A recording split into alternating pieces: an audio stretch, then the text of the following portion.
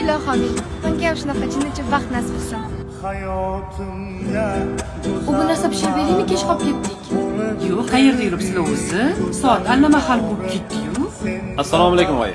Va alaykum assalom. Kech bo'lganda nega uday achib keta qolding? Ana so'ring oyi keliningizdan. Nima bo'ldi? O'qishimdan chiqmagan bir bola keldi. Keyin menga gap o'tdilar, urushib ketdilar. Hamma yog'ini qo'ng'ib tashladi. O'zi ham ko'zim chiqib ketdi. O'zing ham ko'karganmisan bolani? Urushdilar deyapman, voyjon. Qilmang, to'xtang desam ham, yo'q, bordilar, urdilar.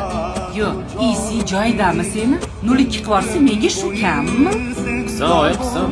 Nega meni xotinimga qaraydi? Qayoqqa yozib qo'yganmi seni xotiningni? Bitta seni xotining bor. A ko'z bo'lgandan keyin qaraydi, chiroyli bo'lsa. Urish kerakmi shuning uchun? Yo'q, men qanaqa qarab turaman unga qarasa. To'g'ri turish mumkin-ku. Turishingni qara. Yaxshimi shu endi? Yarashgan. Voy qarang. Ha, juda yarashibdi. Ha endi. Nimadir tayyorlab beringmi, oyijon? Rahmat, qornim to'yda sizlarni ko'rib. Zo'r narsa tayyorlab berdinglar. Oyi, xolisiz ketdi, restoranga borib ovqatlanib kelamiz. O'zinglar mazza qilib yeb, ovqat yeb kelganda o'ylash kerak edi. Yo'q, biz yeganimiz yo'q, oyijon. Ovqat yemadik, kalti yedik oyi. Ha, kalti yeganinglar aniq bo'pti. Siz tomog'imizdan ovqat o'tmaydi, oyijon. Aylanib ketdi o'zimni qizimdan. Hozir bo'lmasa kartoshka bilan go'sht qovurib olaman. Bo'ladimi? Shunaqa qilinglar, hammamiz birga ovqat yeymiz. Anaqa akosh ko'zini yuvamiz.